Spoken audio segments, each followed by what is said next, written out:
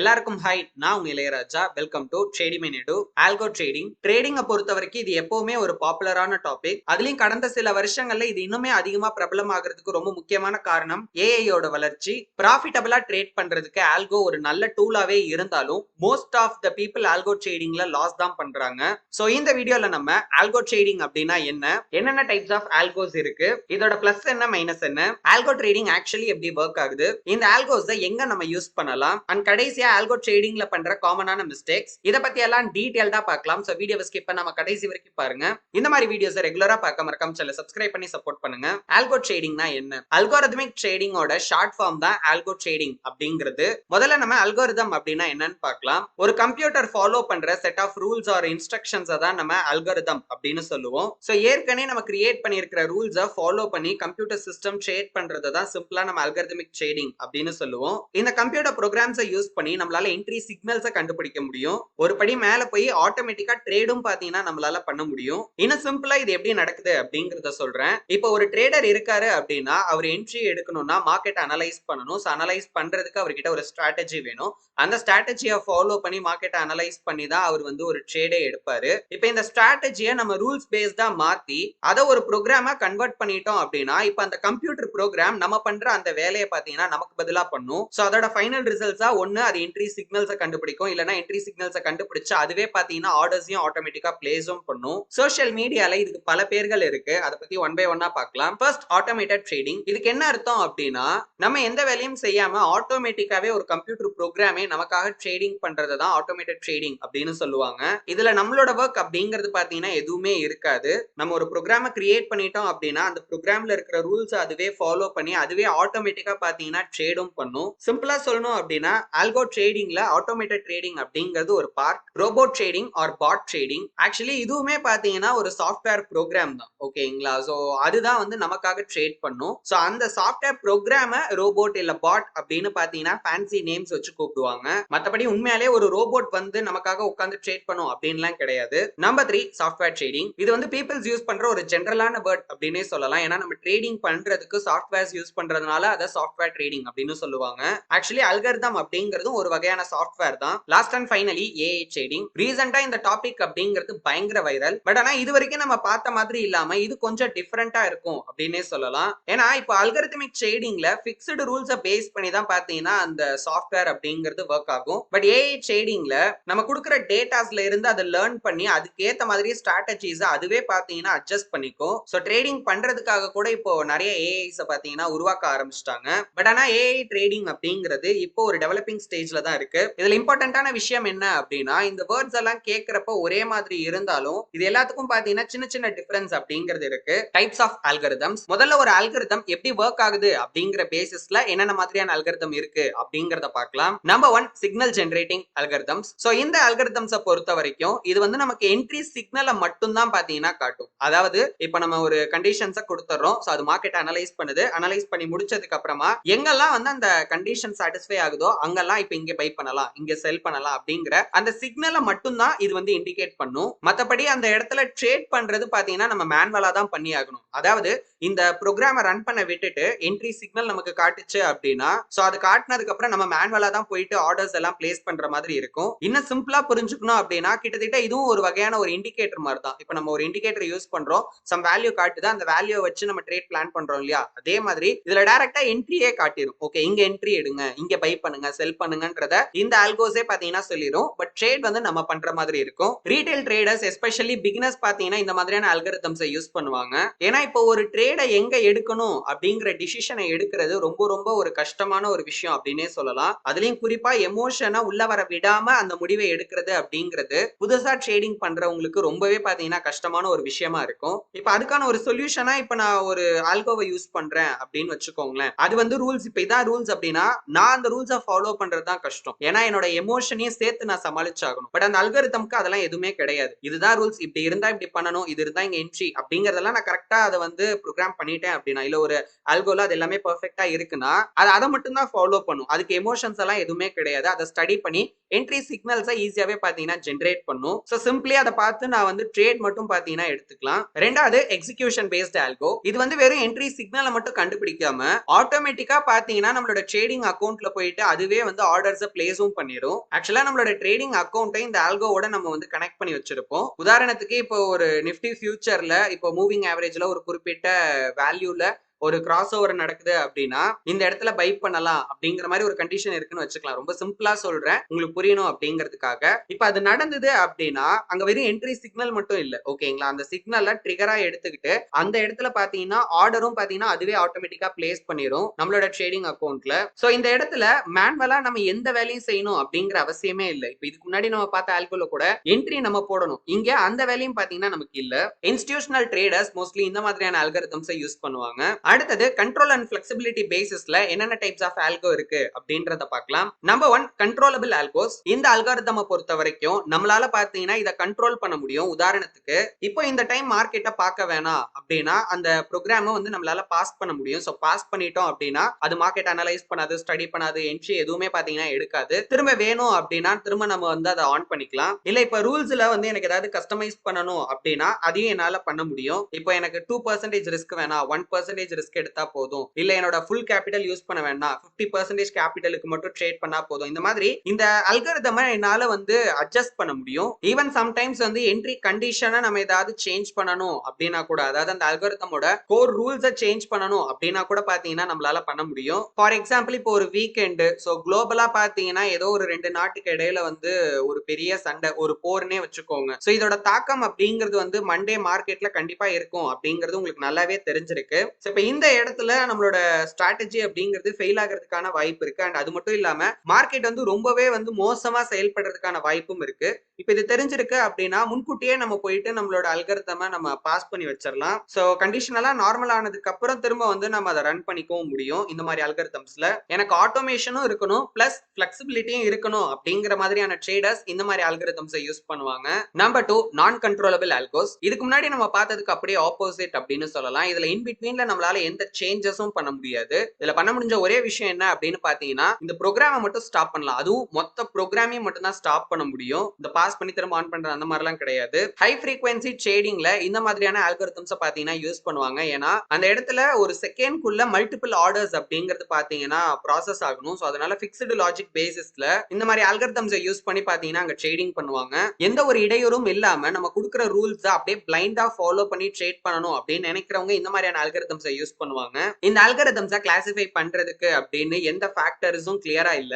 ஒரு பெட்டர் அண்டர்ஸ்டாண்டிங்காக தான் நான் இந்த 2 ஃபேக்டர் பேசிஸ்ல இந்த அல்காரிதம்ஸை கிளாசிஃபை பண்ணி சொல்லியிருக்கேன். ஆல்கோ ட்ரேடிங்ல இருக்கிற அட்வான்டேஜஸ் பத்தி ஒன் பை ஒன்னா பார்க்கலாம். Number 1 no emotions. ட்ரேடருக்கு இருக்கிற மிகப்பெரிய பிரச்சனையே பாத்தீங்கன்னா ஹியூமன் எமோஷன்ஸ் தான். அதுலயும் குறிப்பா இந்த கிரீட் அண்ட் ஃபியர் அப்படிங்கிறது மாறி மாறி உள்ள வந்து ஒண்ணு நம்மள லாஸ் பண்ண வச்சிரும், இல்ல நம்மள ப்ராஃபிட் பண்ண விடாம பாத்தீங்கன்னா தடுத்துரும். பட் இந்த அல்காரிதமுக்கு இந்த பிரச்சனையே கிடையாது. இந்த எமோஷன் இல்ல, எந்த எமோஷனுமே பாத்தீங்கன்னா இந்த அல்காரிதமுக்கு வரவே வராது. ஒரு ஆல்கோல எப்ப என்ன பண்ணணும், எப்படி பண்ணணும், இப்படி இருந்தா அடுத்து என்ன பண்ணணும், அப்படி இருந்தா அடுத்து என்ன பண்ணணும், எங்க பை பண்ணணும், எங்க செல் பண்ணணும், அதுக்கு முன்னாடி என்னென்ன விஷயங்களை செக் பண்ணணும், இப்ப பையே பண்ண போதுன்னா அதை எப்படி பண்ணணும், என்னென்ன ரூல்ஸை ஃபாலோ பண்ணணுங்கிற எல்லாத்தையுமே டாப் டு பாட்டம் வரைக்கும் பெர்ஃபெக்ட்டா நம்ம கோட் பண்ணிட்டோம் அப்படின்னா அது அதை மட்டும் தான் ஃபாலோ பண்ணும். அதாவது அந்த ப்ரோக்ராம் மட்டும் தான் ரன் ஆகும். இதுக்கு இடையில எமோஷன் அப்படிங்கிறது உள்ள வரவே வராது. அண்ட் பெரும்பாலான ட்ரேடர்ஸ் ஆல்கோ ட்ரேடிங்கை தேடி போறதுக்கு இதுவும் ஒரு முக்கியமான காரணம் அப்படின்னே சொல்லலாம். Number 2 time saving. ஆல்கோ ட்ரேடிங்ல அதிக அளவுல பாத்தீங்கன்னா நம்மளால டைமை சேவ் பண்ண முடியும். ஏன்னா நம்ம வந்து அந்த இடத்துல உட்காரணும் அப்படிங்கிற அவசியமே கிடையாது. நமக்கு பதிலா அந்த சிஸ்டம் அப்படிங்கிறது பாத்தீங்கன்னா நமக்காக ரன் ஆயிட்டே இருக்கும். நம்மளால எவ்வளவு நேரம் ட்ரேட் பண்ண முடியுமோ அதை விட அதிகமாவே பாத்தீங்கன்னா இந்த அல்காரிதம்ஸால ட்ரேடிங் பண்ண முடியும். ஏன் ஈவன் அந்த செஷன் ஓபன்ல இருக்கிற வரைக்கும் பாத்தீங்கன்னா டாப் டு பாட்டம், அதாவது செஷன் ஓபன் ஆனதுல இருந்து க்ளோஸ் ஆகுற வரைக்கும் கூட தொடர்ந்து இதால வந்து ஒர்க் பண்ண முடியும். மனுஷங்க இப்ப அந்த இடத்துல அப்படி ட்ரேட் பண்ணாங்க அப்படின்னா கண்டிப்பா ஒரு பாயிண்ட்டுக்கு மேல வந்து அவங்க ரெஸ்ட் எடுக்க போயிருவாங்க. ஏன்னா எவ்வளவுதான் நம்ம பண்ணாலும் அந்த மாதிரி தொடர்ந்து நம்மளால வந்து ஒரு பாயிண்ட்டுக்கு மேல ஒர்க் பண்ண முடியாது. ஆனா ஆல்கோக்கு இந்த மாதிரியான ரெஸ்ட் எதுவுமே பாத்தீங்கன்னா தேவையில்லை. அதால கண்டினியூஸா வந்து ரன் ஆகிட்டே இருக்க முடியும். Number 3 consistency and discipline. Successful ட்ரேடிங்க்கு ரொம்ப முக்கியமான விஷயம் அப்படின்னே சொல்லலாம் இந்த கன்சிஸ்டன்சி அண்ட் டிசிப்ளின் அப்படிங்கிறது. அதை ஒரு மனுஷன் எந்த அளவுக்கு ஃபாலோ பண்றானோ அதை விட பல மடங்கு அதிகமா ஒரு ஆல்கோவால பாத்தீங்கன்னா ஃபாலோ பண்ண முடியும். ஒரு சிங்கிள் ரூல்ஸை கூட வந்து பாத்தீங்கன்னா ஒரு தடவை கூட மிஸ் பண்ணாம, இப்போ ஒரு 10 இன்ஸ்ட்ரக்ஷன்ஸ் கொடுத்துருக்கோம்னா அந்த 10 இன்ஸ்ட்ரக்ஷன்ஸையும் 100 தடவையா இருந்தாலும் சரி, 1000 தடவையா இருந்தாலும் சரி, ஈவன் 10,000 தடவையா இருந்தாலும் அப்படியே அதை ஃபாலோ பண்ணும், ஒண்ணு கூட ஸ்கிப் பண்ணாது. ஃபர்ஸ்ட் டைம் அது எப்படி ஒர்க் பண்ணுச்சோ அதே மாதிரி தான் பாத்தீங்கன்னா 1000வது தடவையும் அது ஒர்க் பண்ணும். Number 4 speed and efficiency. மனுஷங்களை விட கம்ப்யூட்டர்ஸால பாத்தீங்கன்னா ரொம்ப வேகமாவே செயல்பட முடியும். மத்த விஷயங்கள்ல அது நமக்கு நல்லாவே தெரியும். ட்ரேடிங்லயும் அதே மாதிரி தான். இப்போ உதாரணத்துக்கு இப்போ ஒரு என்ட்ரி சிக்னல் இருக்கு அப்படின்னா நம்ம அதை கண்ணால பார்த்து அதை ஒரு ஆர்டரா பிளேஸ் பண்றதுக்கு ஒரு டைம் எடுத்துப்போம். பட் அதை விட இது வந்து ரொம்ப ஃபாஸ்டாவே பாத்தீங்கன்னா அந்த வேலையை செஞ்சு முடிச்சிடும். ஈவன் சில அல்காரிதம்ஸ்லாம் மில்லி செகண்ட்ல பாத்தீங்கன்னா ரெஸ்பான்ஸ் பண்ணும். இன்னொன்னு இப்போ ஒரு என்ட்ரி சிக்னல் கிடைக்குது அப்படின்னா மேபி அந்த இடத்துல நம்ம எமோஷன் உள்ள வந்து சில இடத்துல நம்ம வந்து தயக்கப்படலாம், இல்ல நமக்கு ஒரு டவுட் இருக்கும். அதாவது நம்ம என்ன ரூல்ஸை ஃபாலோ பண்ணுமோ அதை தான் ஃபாலோ பண்ணியிருப்போம். ஓகே, நம்ம அதுல இருந்து தப்பு பண்ணியிருக்க மாட்டோம். இருந்தாலும் எமோஷன் உள்ள வந்து ஏதோ ஒரு காரணத்தினால அந்த ட்ரேடை எடுக்க விடாம பாத்தீங்கன்னா நம்மள வந்து தடுக்கலாம். அது தயக்கமா இருக்கும், சந்தேகமா இருக்கும், இல்ல பயமா இருக்கும், ஏதாவது ஒரு காரணமா இருக்கும். ஆனா இதெல்லாம் எதுவுமே இல்லாம கிடைச்சதா இன்ஸ்டன்டா பாத்தீங்கன்னா ஆர்டர்ஸ் அப்படிங்கிறது பிளேஸ் ஆகும். Number 5 back testing ability. Directly live மார்க்கெட்ல போய் தான் இந்த ஆல்கோஸை நம்ம ஒர்க் பண்ணி இதோட பர்ஃபார்மன்ஸை தெரிஞ்சுக்கணும் அப்படின்லாம் கிடையாது. இந்த ஆல்காரிதம்ஸை பாஸ்ட் மார்க்கெட் டேட்டால ரன் பண்ணி கூட நம்மளால வந்து இதோட பர்ஃபார்மன்ஸ் என்ன அப்படிங்கறத ஓரளவுக்கு தெரிஞ்சுக்க முடியும். எப்படி இந்த ஸ்ட்ராட்டஜி ஒர்க் ஆகுது, அதாவது எப்படி இந்த ஆல்காரிதம் ஒர்க் ஆகுது, இதோட பர்ஃபார்மன்ஸ் எப்படி இருக்கு, ரெஸ்பான்ஸ் எப்படி இருக்கு, இதோட வின் ரேட் என்ன, மேக்ஸிமம் லூசிங் ஸ்ட்ரீக் என்ன, இத பத்தின ஒரு பேசிக் ஐடியா அப்படிங்கறத அந்த பேக் டெஸ்டிங்ல இருந்து நம்மளால தெரிஞ்சுக்க முடியும். பிளஸ் இருந்தா கண்டிப்பா மைனஸ் அப்படிங்கறதும் இருக்கத்தான் செய்யும். ஆல்கோ ட்ரேடிங்ல இருக்கிற மைனஸ் அப்படின்னு பாத்தீங்கன்னா நம்பர் 1 டெக்னிக்கல் நாலேஜ் ரெக்வயர்மெண்ட். நிறைய பேர் இதை தான் தப்பா புரிஞ்சுக்கிறாங்க. என்னன்னா எனக்கு வந்து ட்ரேடிங் நாலேஜே இல்லாட்டியும் பரவாயில்ல, என்கிட்ட வந்து ஒரு அல்கோ இருந்துச்சு அப்படின்னா எனக்காக அது ட்ரேட் பண்ணிடும், அதை வச்சு நான் வந்து ப்ராஃபிட்டபிளா ட்ரேட் பண்ணிடலாம் அப்படின்னு நினைக்கிறாங்க. ஆனா உண்மை என்ன அப்படின்னா கோடிங் நாலேஜ் தேவை அப்படின்னு கூட ஒரு சிலர் சொல்லுவாங்க. எனக்கு பொறுத்த வரைக்கும் அந்த கோடிங் நாலேஜ் இல்லாட்டியும் கூட பேசிக்கா ட்ரேடிங் எப்படி பண்ணணும் அப்படிங்கிறதுக்கான நாலேஜ் அப்படிங்கிறது நம்ம கிட்ட இருக்கணும். ஏன்னா அப்பதான் அந்த ஆல்கோ கரெக்டா ஒர்க் ஆகுதா இல்லையா அப்படிங்கறதெல்லாம் நம்மளால தெரிஞ்சுக்க முடியும். ஏன்னா அந்த ஆல்கோ வந்து ட்ரேட் பண்றது அதோட பணத்தை வச்சு இல்ல, நம்மளோட காசை வச்சு. சோ அந்த இடத்துல உஷாரா இருக்க வேண்டியது நம்ம தான். சோ நிறைய பேர் ஆல்கோ ட்ரேடிங்ல உங்களோட காசை லாஸ் பண்றதுக்கு இதுவும் ஒரு முக்கியமான காரணம் அப்படின்னே சொல்லலாம். Number 2 high cost. எல்லா ட்ரேடர்ஸாலையும் ஆல்கோ ட்ரேடிங்கை வந்து அஃபோர்ட் பண்ண முடியாது. ஏன்னா சில ஆல்கோ சில சாஃப்ட்வேர்ஸ் எல்லாம் பாத்தீங்கன்னா ரொம்பவே காஸ்ட்லியா இருக்கும். சிம்பிளா புரியுற மாதிரி சொல்லணும் அப்படின்னா இப்ப நம்ம ட்ரேடிங் பண்றதுக்காக எவ்வளவு கேபிட்டல் நம்ம பிளான் பண்ணி வச்சிருக்கோமோ அதிகபட்சம் இந்த அளவுக்கு கேபிட்டல் வச்சு நம்ம வந்து ட்ரேட் பண்ணலாம் அப்படின்னு பிளான் பண்ணி வச்சிருக்கோம் இல்லையா, அந்த கேபிட்டலை விட பல மடங்கு அதிகமா கூட அந்த அல்காரிதமோட பிரைஸ் அப்படிங்கிறது இருக்கலாம். இல்ல ஓனா நம்ம கிரியேட் பண்றோம் அப்படின்னா கூட பாத்தீங்கன்னா அதுல டெக்னிக்கல் டிஃபிகல்டிஸ் அப்படிங்கிறது நிறையவே இருக்கு. ஏன்னா நான் முன்னாடி சொன்ன மாதிரி கோடிங் நாலேஜ் எல்லாம் நல்லாவே இருக்கணும். ஓகேங்களா, நமக்கு கோடிங் நாலேஜ் இருக்கணும், அதுக்கப்புறம் அதை கிரியேட் பண்ணணும், அதுக்கு சில டூல்ஸ் தேவைப்படும். அதுல ஒரு சிலதெல்லாம் வந்து நம்ம மணி கொடுத்து வாங்குற மாதிரி இருக்கும். இல்ல ஏற்கனவே ஒருத்தர் வந்து ப்ரோக்ராம் பண்ணி வச்சிருக்கிற ஆல்கோஸை நான் வாங்குறேன் அப்படின்னா கூட அதோட பிரைஸ் அப்படிங்கிறது கொஞ்சம் ஹையரா இருக்கிறதுக்கான வாய்ப்பு இருக்கு. Number 3 system failure risk. மனுஷங்க தான் தப்பு பண்ணுவாங்க, மிஷின்லாம் தப்பே பண்ணாது, அது எப்பவுமே கரெக்டா தான் ஒர்க் பண்ணும் அப்படிங்கிறது எல்லாமே ஒரு மூட நம்பிக்கை தான். ஈவன் நமக்கு இந்த ஆல்கோஸ்ல கூட பாத்தீங்கன்னா சில நேரங்கள்ல சில பக்ஸ் அப்படிங்கிறது வரதுக்கான நிறைய வாய்ப்பு இருக்கு. கண்டிப்பா வரும் அப்படின்னு நான் சொல்ல வரல, பட் ஆனா வரதுக்கான வாய்ப்பு இருக்கு அப்படிங்கறத தெரிஞ்சுக்கோங்க. ஏன்னா அந்த மாதிரியான ஒரு பக்னால கூட ஒரு பெரிய லாஸ் அப்படிங்கிறது நமக்கு வரதுக்கான நிறைய வாய்ப்பு இருக்கு. அண்ட் அது மட்டும் இல்லாம மார்க்கெட் வந்து இப்ப ரொம்ப ஒரு மோசமான கண்டிஷன்ல, ஏற்கனவே நான் சொன்ன மாதிரி அந்த 2 நாட்டுக்கு இடையில இருக்கிற போர் உதாரணத்தையே எடுத்துக்கோங்க. அப்பெல்லாம் மார்க்கெட் ரொம்ப அப்நார்மலா பிஹேவ் பண்ணும், ரொம்ப அதிக வாலட்டிலிட்டி இருக்கும் மார்க்கெட்ல. அந்த டைம்ல அது நம்ம கொடுத்த ரூல்ஸே பிளைண்டா ஃபாலோ பண்ணி தப்பான பொசிஷன்ஸை எடுக்கிறதுக்கும் வாய்ப்பு இருக்கு. நார்மலா பார்த்தா அந்த மாதிரி கண்டிஷன்ல ட்ரேட் பண்ணணும் அப்படின்ற ரூல்ஸை கொடுத்தது நம்ம தான். பட் இருந்தாலும் அந்த மாதிரியான ஹை வாலடைல் டைம்ல அது வந்து ஃபெயில் ஆக தான் வாய்ப்பு அதிகமா இருக்கும். இது மனுஷங்களா நமக்கு தெரியும். ஆனா சிஸ்டம் பொறுத்த வரைக்கும் எல்லா மார்க்கெட்டும் ஒண்ணுதான். அதோட வேலை என்னன்னா அந்த ரூல்ஸை திரும்ப திரும்ப பாத்தீங்கன்னா மார்க்கெட்ல செக் பண்ணிட்டே இருக்கும். என்ட்ரி கிடைச்சதுன்னா எடுத்துரும், அது வேற எதை பத்தியும் யோசிக்காது. நம்மள மாதிரி உட்காந்து காலையில எந்திரிச்சோன்னே நியூஸ் பேப்பர் படிக்கிறது, யூடியூப்ல வந்து நியூஸ் பாக்குறது அதெல்லாம் பாத்தீங்கன்னா அது பண்ணாது. நம்பர் 4 இதுலயும் மார்க்கெட் ரிஸ்க் அப்படிங்கிறது இருக்கு. நிறைய பேர் என்ன நினைக்கிறாங்கன்னா ஆல்கோ அப்படிங்கிறது ஒரு மேஜிக் மாதிரி, அதாவது நம்ம ஆல்கோஸ் எல்லாம் யூஸ் பண்ணோம்னா லாஸே வராது அப்படின்லாம் நினைக்கிறாங்க. ஆனா அதெல்லாம் உண்மையே கிடையாது. ஓகேங்களா, அது மட்டும் எப்படி ட்ரேட் பண்ணுது, ஒரு ஸ்ட்ராட்டஜி பேசிஸ்ல தான் ட்ரேட் பண்ணுது. உலகத்துல இருக்கிற எந்த ஸ்ட்ராட்டஜி எடுத்தாலும் அதை ஃபாலோ பண்ணி ட்ரேட் பண்றப்ப லாஸ் அப்படிங்கிறது வரதான் செய்யும். இப்ப லாஸை விட அதிக ப்ராஃபிட் வரும் அப்படின்னு சொன்னா கூட ஓகே, அது நியாயமானது, எல்லாருமே முயற்சி பண்றது அதுக்காக தான். அதை விட்டுட்டு லாஸே வராது, 100% ப்ராஃபிட், 100% அக்யூரிட்டி, எடுக்கிற எல்லா ட்ரேடும் டார்கெட் மட்டும் தான் ஹிட் ஆகும், ஒவ்வொரு தடவையும் கரெக்டா டைரக்ஷனை ப்ரெடிக்ட் பண்ணும், கரெக்டா இவ்வளவு தூரம் போகும் அப்படின்லாம் சொல்றது எல்லாமே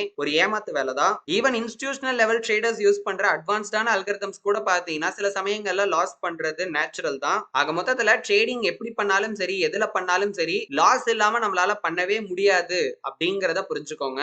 ஆல்கோ ட்ரேடிங் எப்படி ஒர்க் ஆகுது அப்படின்னு பார்க்கலாம். Number 1 idea. ஃபர்ஸ்ட் நம்ம எதை பேஸ் பண்ணி ட்ரேட் பண்ண போறோம் அப்படிங்கறத டிசைட் பண்ணணும். அதாவது நமக்கு ஒரு ட்ரேடிங் ஸ்ட்ராட்டஜி அப்படிங்கிறது தேவை. அண்ட் அது மட்டும் இல்லாம அந்த ஸ்ட்ராட்டஜி அப்படிங்கிறது ரூல் பேஸ்டா இருக்கணும். அதாவது ஒரு சிஸ்டமேட்டிக் ஸ்ட்ராட்டஜியா இருக்கணும். ஏன்னா அப்பதான் அதை ப்ரோக்ராம் பண்றது அப்படிங்கிறது ரொம்ப ஈஸியா இருக்கும். அண்ட் ரூல்ஸ் இல்லாம நம்மளால ஆல்கோ ட்ரேடிங் பண்ணவே முடியாது. Number 2 coding. இப்ப நம்மளோட ட்ரேடிங் ஸ்ட்ராட்டஜியை நம்ம ஒரு கம்ப்யூட்டர் ப்ரோக்ராமா பாத்தீங்கன்னா கன்வெர்ட் பண்ணணும். ப்ரோக்ராமிங் லாங்குவேஜஸ் யூஸ் பண்ணி பைத்தான், C++ இந்த மாதிரியான ப்ரோக்ராமிங் லாங்குவேஜ்ல நம்ம ஒரு கம்ப்யூட்டர் ப்ரோக்ராமை கிரியேட் பண்ணணும். அந்த கம்ப்யூட்டர் ப்ரோக்ராம்ல தான் நம்மளோட ட்ரேடிங் ரூல்ஸ் எல்லாத்தையுமே பாத்தீங்கன்னா நம்ம வந்து கோட் பண்ணுவோம். இப்போ இந்த ப்ரோக்ராமை ரன் பண்றப்போ எந்த டேட்டாவை ஸ்டடி பண்ணணும் அப்படிங்கிறதும் பாத்தீங்கன்னா அந்த ப்ரோக்ராம்லயே இருக்கும். அந்த டேட்டாவை அதை ஸ்டடி பண்ணி என்ன கண்டிஷன்ஸை செக் பண்ணணும், எந்த ரூல்ஸை ஃபாலோ பண்ணணும் அப்படிங்கிறதும் அந்த ப்ரோக்ராம்லயே இருக்கும். அதை செக் பண்ணிட்டு அந்த கண்டிஷன் சாட்டிஸ்ஃபை ஆச்சு அப்படின்னா நெக்ஸ்ட் ப்ராசஸை பாத்தீங்கன்னா அது இனிஷியேட் பண்ணும். கடைசியா நமக்கு என்ட்ரி சிக்னல் அப்படிங்கிறது கிடைக்கும். ஒன்னு அதை பார்த்து நம்மளே ஆர்டர்ஸ் பிளேஸ் பண்ணிக்கலாம். அப்படி இல்லைன்னா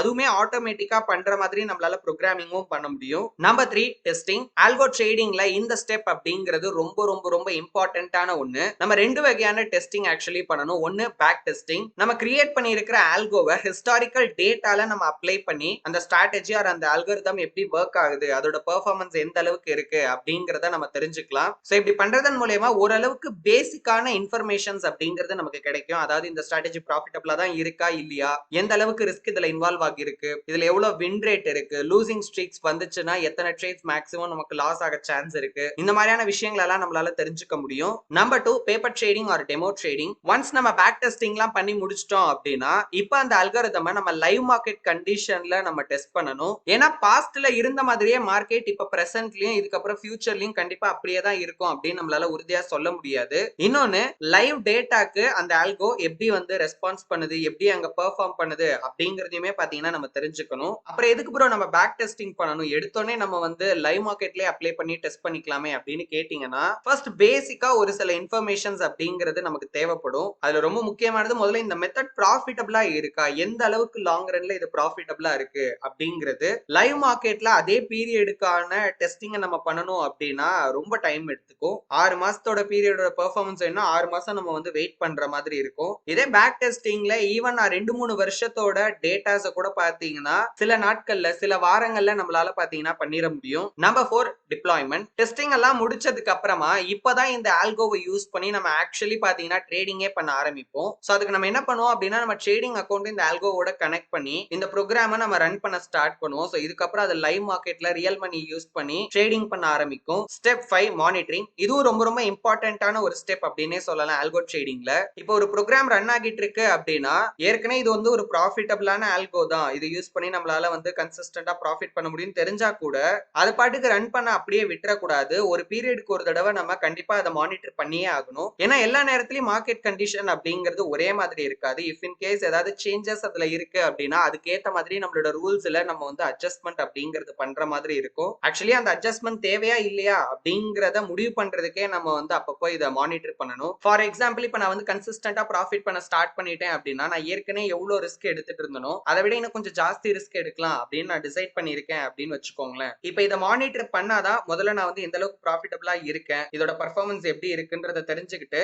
அதை பண்ணலாமா வேணாமா அப்படிங்கிற டிசிஷன் என்னால எடுக்க முடியும். ஆல்கோ ட்ரேடிங்க நம்ம எங்க யூஸ் பண்ணலாம்? மோஸ்ட் ஆஃப் த மார்க்கெட்ல இன்ஸ்ட்ருமெண்ட்ல செக்மெண்ட்ல நம்மளால ஆல்கோ ட்ரேடிங் அப்படிங்கறத பண்ண முடியும். ஈவன் நம்ம இந்தியன் ஸ்டாக் மார்க்கெட்ல கூட நம்மளால ஆல்கோ ட்ரேடிங் அப்படிங்கறத பண்ண முடியும். இந்த விஷயமே நிறைய பேருக்கு பாத்தீங்கன்னா தெரியறது கிடையாது. சோ இந்தியாவை பொறுத்த வரைக்கும் ஆல்கோ ட்ரேடிங்க வந்து ஸ்ட்ரிக்ட்டா பாத்தீங்கன்னா ரெகுலேட் பண்ணிருக்காங்க. ரீசெண்டா கூட அது ரிலேட்டடா நிறைய சர்க்குலர்ஸ் செபி பாத்தீங்கன்னா கொடுத்திருக்காங்க. ஸ்டாக் மார்க்கெட்ல ஈக்விட்டிலயும் சரி ஃபியூச்சர்ஸ் அண்ட் ஆப்ஷன் செக்மெண்ட்லயும் சரி நம்மளால ஆல்கோ ட்ரேடிங்க பண்ண முடியும். அதே மாதிரி கமாடிட்டி மார்க்கெட்லயும் பண்ணலாம். ஃபாரெக்ஸ் கிரிப்டோ மாதிரியான அன்ரெகுலேட்டட் மார்க்கெட்ஸ்லயுமே நம்மளால ஆல்கோ ட்ரேடிங் அப்படிங்கறத பண்ண முடியும். ஆல்கோ ட்ரேடிங்ல மோஸ்ட் ஆஃப் த பீப்புள் பண்ற காமனான மிஸ்டேக்ஸ் என்ன அப்படிங்கறத பத்தி ஒன் பை ஒன்னா பார்க்கலாம். நம்பர் 1 அன்ரெகுலேட்டட் மார்க்கெட்ஸ்ல நிறைய ஸ்கேம்ஸ் வந்து இந்த ஆல்கோ ட்ரேடிங் அப்படிங்கிற பேர்ல பாத்தீங்கன்னா நடந்துகிட்டு இருக்கு. அதுல அவங்களோட பணத்தை அவங்க ஏமாறுறது. ஃபார் எக்ஸாம்பிள் இப்ப கிரிப்டோ ஃபாரெக்ஸ் மாதிரியான அன்ரெகுலேட்டட் மார்க்கெட்ஸ்ல இந்த ஆல்கோ ட்ரேடிங் அப்படிங்கிற பேர்ல ஏகப்பட்ட ஸ்கேம்ஸ் அப்படிங்கிறது பாத்தீங்கன்னா நடந்துகிட்டு இருக்கு. ஏன்னா இப்ப ஃபாரெக்ஸ் மார்க்கெட்லாம் எடுத்துக்கிட்டீங்க அப்படின்னா மோர் தென் 50% ஆஃப் த ட்ரேட் அப்படிங்கிறது ஆல்கோஸ் யூஸ் பண்ணி தான் பாத்தீங்கன்னா நடந்துகிட்டு இருக்கு.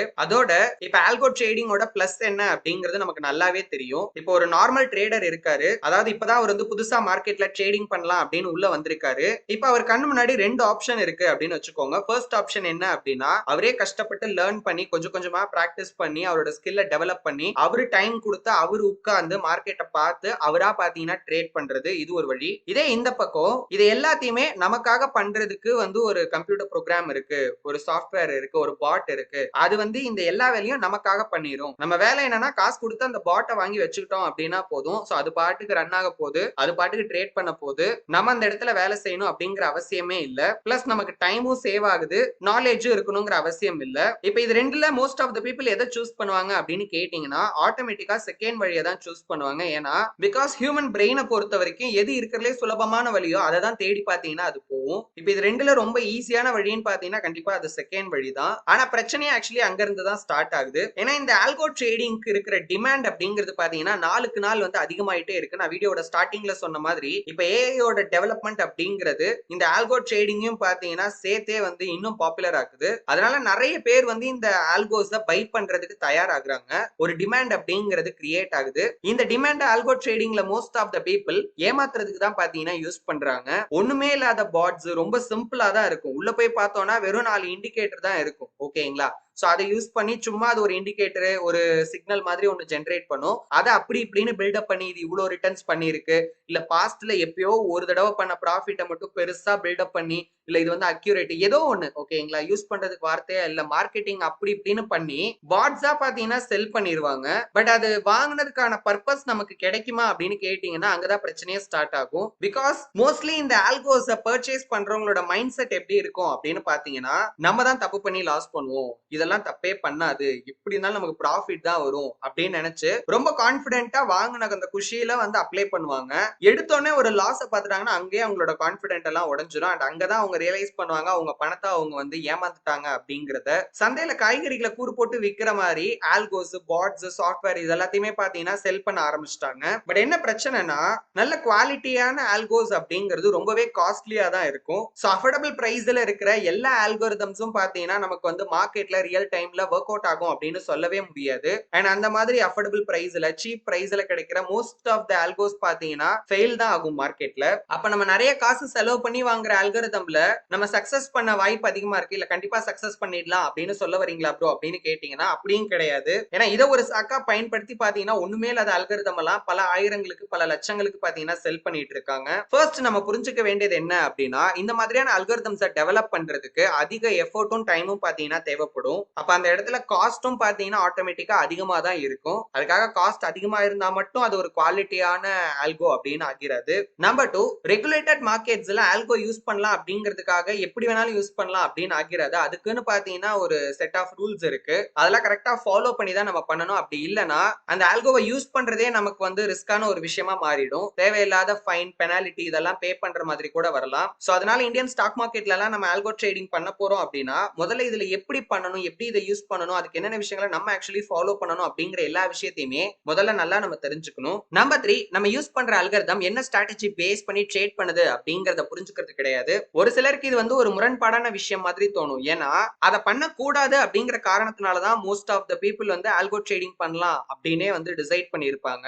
அப்படி இருக்கிறப்போ அந்த அல்காரிதம் வாங்கினதுக்கு அப்புறமா இப்ப அந்த ஸ்ட்ராட்டஜியை நான் எதுக்காக புரிஞ்சுக்கணும் அப்படிங்கிற ஒரு கேள்வி வரும். பட் ஆனா அதை அண்டர்ஸ்டாண்ட் பண்றது ரொம்ப முக்கியம். ஏன்னா அப்பதான் அதுல ஏதாவது பிரச்சனை இருந்தது அப்படின்னா நம்மளால அதை தெரிஞ்சுக்க முடியும். நம்பர் 4, ஒரு அல்காரிதமோட பாஸ்ட் பெர்ஃபார்மன்ஸ பிளைண்டா நம்புறது. சரி, இது ஆல்கோ ட்ரேடிங் அப்படின்னு கிடையாது. நம்மளாவே ட்ரேட் பண்றோம் அப்படின்னா கூட பாஸ்ட் பெர்ஃபார்மன்ஸ் அப்படிங்கிறது ஒரு சாம்பிள் டேட்டா தான். ஓகேங்களா? அதை வச்சு ஒரு சில பேசிக் ஐடியா மட்டும் தான் நமக்கு கிடைக்குமே தவிர அதே ரிசல்ட்ஸ் எக்ஸாக்ட்லி நமக்கு வந்து இதுக்கப்புறம் வந்து கிடைக்கும் அப்படின்னு சொல்லிட முடியாது. அதே மாதிரி பாஸ்ட்ல ஒரு அல்காரிதம் வந்து சக்சஸ்ஃபுல்லா ட்ரேட் பண்ணிருக்கு அப்படிங்கிற காரணத்தினால மட்டும் ஃபியூச்சர்லயும் அது கண்டிப்பா தொடர்ந்து சக்சஸ்ஃபுல்லாவே ட்ரேட் பண்ணும் அப்படின்னு சொல்லிட முடியாது. Number 5, lack of knowledge. Basic trading நாலேஜே இல்லாம நிறைய பேர் பாத்தீங்கன்னா வந்து இந்த ஆல்கரிதமிக் ட்ரேடிங்க பத்தி தெரிஞ்சுக்கிட்டு டைரக்டா போயிட்டு ஒரு ஆல்கோவை வாங்கி ட்ரேடிங் ஸ்டார்ட் பண்றாங்க. பட் ஆனா அப்படி பண்ணவே கூடாது. நமக்கு பேசிக்கா ட்ரேடிங்க பத்தியும் தெரியணும். அதே மாதிரி ஆல்கரிதமிக் ட்ரேடிங்க பத்தியும் பாத்தீங்கன்னா கண்டிப்பா தெரிஞ்சிருக்கணும். நம்ம அதை பண்ண போறோம் அப்படின்னா, இல்லனா நம்மளோட மணியை லாஸ் பண்றதுக்கான வாய்ப்பு அதிகமா இருக்கு. Number 6, rush or laziness mentality. எனக்கு ட்ரேடிங் ஸ்டார்ட் பண்ண உடனே வந்து நான் ப்ராஃபிட் பண்ண ஆரம்பிக்கணும். இப்ப நான் கத்துக்கிட்டு ஸ்கில் டெவலப் பண்ணிலாம் பண்றதுக்கு மாச கணக்கா டைம் ஆகும் அப்படின்னா, நான் ஏன் அது வரைக்கும் வெயிட் பண்ணணும் அப்படின்னு அவசர அவசரமா பாத்தீங்கன்னா ஆல்கோ ட்ரேடிங் பண்ண ஸ்டார்ட் பண்றது. அப்படி இல்லனா நான் எதுக்கு கஷ்டப்பட்டு வேலை செய்யணும், நான் எதுக்கு டைம் ஸ்பெண்ட் பண்ணணும் அப்படின்னு ஒரு லேசி மென்டாலிட்டியில கூட பாத்தீங்கன்னா பீப்புள்ஸ் வந்து ஆல்கோ ட்ரேடிங்க சூஸ் பண்றாங்க. பட் ஆல்கோ ட்ரேடிங் அப்படிங்கிறது அதுக்காக பண்ற ஒரு விஷயமே கிடையாது. ஆக்சுவலா ஆல்கோ ட்ரேடிங் அப்படிங்கிறது நம்ம ட்ரேடிங் பண்றதுக்கான ஒரு கருவி மட்டும்தான். எல்லாருக்குமே ஆல்கோ ட்ரேடிங் அப்படிங்கிறது சூட்டபிளா இருக்காது, எஸ்பெஷலி காஸ்ட் அப்படின்னு வரும்போது. சோ அதனால நமக்கு ஆல்கோ ட்ரேடிங் செட் ஆகுமா ஆகாதா அப்படிங்கறத பார்த்துட்டு தான் நம்ம அதை பண்றத பத்தியே யோசிக்கணும். இந்தியன் ஸ்டாக் மார்க்கெட் பத்தி பேசிக்ஸ்ல இருந்து நீங்க லேர்ன் பண்ணணும்னு நினைச்சீங்க அப்படின்னா இந்த பிளேலிஸ்ட்டை செக் பண்ணி பாருங்க. கீழ டிஸ்கிரிப்ஷன்ல லிங்க் இருக்கு. நீங்க ஃபாரெக்ஸ் ட்ரேடிங் பண்ணி கன்சிஸ்டன்ட்டா ப்ராஃபிட் பண்ற ஐடியால இருக்கீங்க அப்படின்னா நாங்க ப்ரொவைட் பண்ற இந்த SSTS FX மென்டார்ஷிப் ப்ரோக்ராம் பத்தி தெரிஞ்சுக்கோங்க. கீழ டிஸ்கிரிப்ஷன்ல ஃபுல் டீடைல்ஸ் இருக்கு. இந்த மாதிரி கண்டென்ட்ஸ் ரெகுலரா பார்க்க மறக்காம சேனலை சப்ஸ்கிரைப் பண்ணிக்கோங்க. இந்த வீடியோல நாங்க சொன்ன விஷயங்கள்ல உங்களுக்கு ஏதாவது டவுட்ஸ் இருந்துச்சு அப்படின்னா அதை கீழ கமெண்ட்ல கேளுங்க, நான் உங்களுக்கு ரிப்ளை பண்றேன். அப்படி இல்லனா இதான் என்னோட வாட்ஸ்அப் நம்பர், எப்ப வேணாலும் DM பண்ணுங்க. இந்த வீடியோல நான் சொன்ன விஷயங்கள்லாம் உங்களுக்கு யூஸ்ஃபுல்லா இருந்துச்சுன்னு தோணுச்சு அப்படின்னா வீடியோ மறக்காம லைக் பண்ணுங்க. அண்ட் ஆல்கோ ட்ரேடிங்ல இன்ட்ரெஸ்ட் இருக்க உங்க ஃப்ரெண்ட்ஸ் அண்ட் ஃபேமிலி மெம்பர்ஸ்க்கு மறக்காம இந்த வீடியோவை ஷேர் பண்ணுங்க. Thank you for watching. இன்னும் நம்ம கத்துக்க நிறைய விஷயங்கள் இருக்கு. சோ அடுத்த வீடியோல பார்க்கலாம். Until then, stay tuned.